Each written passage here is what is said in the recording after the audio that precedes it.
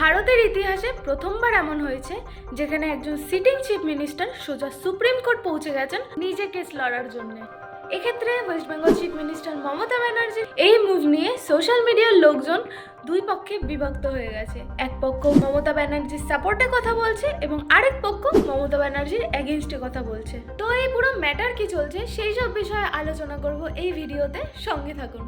তো গতকাল 4 ফেব্রুয়ারি মমতা ব্যানার্জি ঠিক সকাল 10টা নাগাদ সুপ্রিম কোর্টে পৌঁছান এমন কিছু মানুষজনকে নিয়ে যাদের এসআইআরে মৃত বলে ঘোষণা করা হয়েছে, কিন্তু তারা আসলে বেঁচে আছেন, এবং এমন কিছু পরিবারদের নিয়ে যাদের পরিবারের কোনো মেম্বার বিএলও ছিলেন এবং এসআইআর এর কারণে প্রাণ হারিয়েছেন।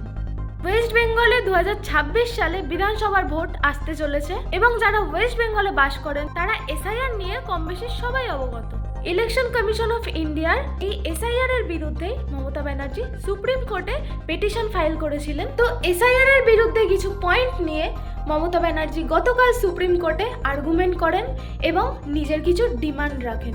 সেই ডিমান্ডগুলি হলো, যেমন ইলেকশন কমিশন অফ ইন্ডিয়াকে নির্দেশ দেওয়া হোক যে 2026-এ যে বিধানসভার ভোট হতে চলেছে সেটা যেন আগের ভোটার লিস্টের আধারে হয়। ডিমান্ড নাম্বার 2, বিএলও এবং ডিইওকে নির্দেশ দেওয়া হোক যে নামে যদি কোথাও ভুল থাকে সেক্ষেত্রে সেটাকে যেন ঠিক করা হয়, ভোটারদের নাম যেন না কাটা হয়। ডিমান্ড নাম্বার 3, ইসিআই অর্থাৎ ইলেকশন কমিশন অফ ইন্ডিয়াকে নির্দেশ দেওয়া হোক যেন এসআইআরে যাদের নাম ভুল আছে বা আগের ভোটার লিস্টে যাদের পূর্বপুরুষের নাম নেই তাদের সম্পূর্ণ ডিটেলস যেন অনলাইনে আপলোড করা হয়।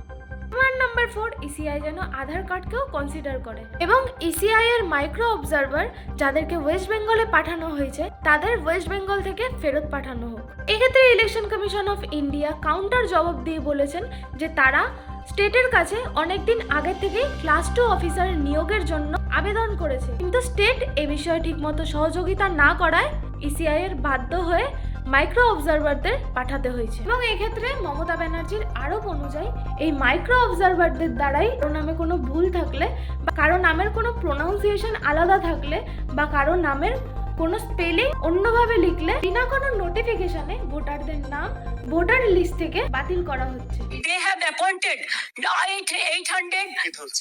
8,300 micro observer and the roll observer from the BJP ruled state, so that DO cannot clear the name. It is all micro observer can delete all the names sitting inside the election commission. Mamata Banerjee কোর্টে এটাও উল্লেখ করেছেন যে 2026 সালে আসামেও vote হতে চলেছে, কিন্তু সেখানে কোনো মাইক্রো অবজারভারদের নিয়োগ করা হয়নি। মমতা ব্যানার্জি কোর্টে এটাও বলেছেন সমস্যাটা হলো আমাদের আইনজীবীরা মামলার জন্য লড়াই করেন আর আমরা শুরু থেকেই লড়াই করে যাচ্ছি, কিন্তু সব কিছু শেষ হয়ে যাওয়ার পরও যখন আমরা ন্যায় বিচার পাই না, যখন ন্যায় বিচার দরজার আড়ালে কাঁদে, তখন আমাদের মনে হয়েছে আমরা কোথাও ন্যায় বিচার পাচ্ছি না।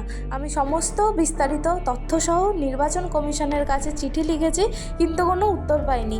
আমি একজন বন্ধক শ্রমিক, আমি খুব একটা গুরুত্বপূর্ণ মানুষ নই, আমি একটি সাধারণ পরিবার থেকে এসেছি। আমি আমার দলের জন্য লড়াই করছি না, আর বাংলার মানুষজনদের জন্য লড়াই করছি। এক্ষেত্রে সুপ্রিম কোর্ট থেকে এখনো পর্যন্ত কোনো কনক্লুশন দেওয়া হয়নি এবং সুপ্রিম কোর্টের শিডিউল অনুযায়ী নেক্সট হিয়ারিং 9 ফেব্রুয়ারি হতে চলেছে।